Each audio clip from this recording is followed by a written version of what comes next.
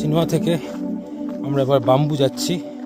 Bamboo যাওয়ার রাস্তাটা কিন্তু প্যারালাল এবং হাইট দেখালো অলমোস্ট গেন করার বদলে লুজ করছি 30 মিটার।